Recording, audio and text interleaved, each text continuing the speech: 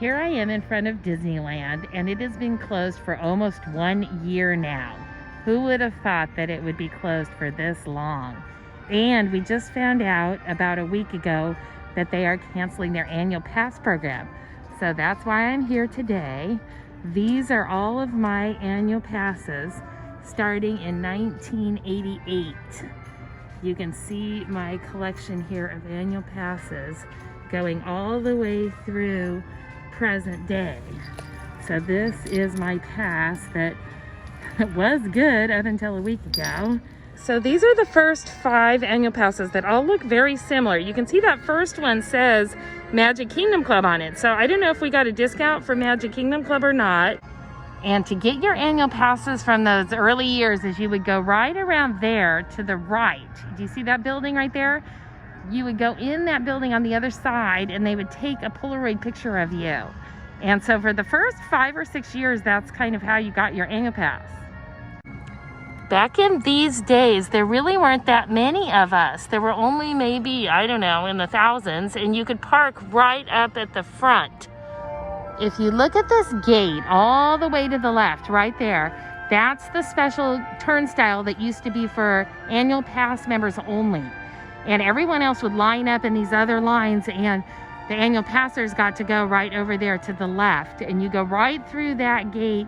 You didn't have to wait in line. I mean, that was when before there were a lot less annual pass people and more day passes. Now, of course, it's the opposite. So we'll see what happens when they reopen. But that gate was very, very cool to have. Now, during the 90s, you could pick what you wanted on the back of your annual pass. So that was kind of fun. Then in 2001 through 2003, the big drama had to do with the 2-park passes. That's when DCA opened, and nobody wanted DCA. They just wanted Disneyland. So you had to have your choice of which one, and everybody picked Disneyland. So they started doing the 2-park premium pass. Poor DCA. When it first opened, nobody wanted to go, and they just didn't know what to do with the annual passes. So eventually they just ended up putting them both together. So after the drama of the 2-park passes, they went to a premium pass in 2005, 6, 7, and they just started using the same photo. It was kind of boring, and they just would reissue it. You just renewed it and they gave you the same picture. So it kind of went on like that for a while. But again, I think you could pick, well, I guess most of them just had that on the back. Yeah, see, they started to get kind of boring. They were all the same for a long time there. And you see that giant P? That was if you paid extra for parking, you got that. Yep, see, these are all kind of the same. Then you can see here in 2012, they took the picture away altogether, so you didn't even have a picture. So that was, you know, a little bit changed there. Then I was so lucky as to get one of these, which is California and Florida, the Premier Pass, and that was really cool. So we got to get that for a couple of years.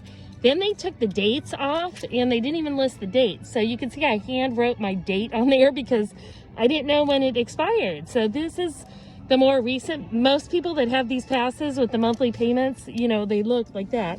And then this is my most recent pass that is no longer valid. And I don't know if we need lanyards. I don't know if they're still going to sell lanyards or what's going to happen without the annual pass program anymore. So this pass is theoretically no longer valid, but you can use it to get discounts and so forth. So there are all of my annual passes that I have gathered over the years. And here I am right in front of Disneyland, which again has been closed for almost a year now. And it's very sad. I guess when they reopen, it's going to be another year before they offer some type of a membership program. It's going to be called membership instead of annual pass. So I don't know what that's going to mean, but we'll find out. So here are the ticket booths, and this is where I bought all these annual passes recently. Now the old ticket booths used to be right there in the front, and you would line up right there. So of all the passes I have, this one has the most special meaning. This is my dad's annual pass from 1995, and I used to come here all the time with my dad, and he was so awesome because he would go on all the rides with me, and even when he was in his 80s, he would stay up till midnight. It was so great. And when he passed away, my mom gave me his annual pass, which again, that's probably my most prized possession of all my annual passes, is my dad's annual pass here from 1995. It's very, very special to me. So that's the story of my annual passes, and I have been through those gates many, many, many times over the last 30 years. And I actually moved close by to be near Disneyland, and Disney's always been such a high priority. I saved up all my money to get those passes. I would keep my money in an envelope and just put money in there from selling things on eBay and working a bunch of different jobs. And I would save and save and save all my money, and then I would be able to buy my annual pass each year. So I didn't do the monthly payments, which I'm afraid that's part of the demise of these annual passes, is that there are just so many people ended up getting them. I mean, everybody wants one. I can't blame them because I want one too. So this was the parking lot that we got to park in. As annual pass holders, you could get premier parking, which is right up here at the front. And you get out of your car and you just walk right in. It was easy to come to Disneyland for like an hour. You could just come for lunch. You just park your car, walk right in that special entrance, and go right into lunch and get back to work.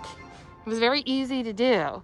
And I'm gonna put some links in this video to my other videos, because I have videotapes of those days back in the day of driving through and getting the parking and getting right in.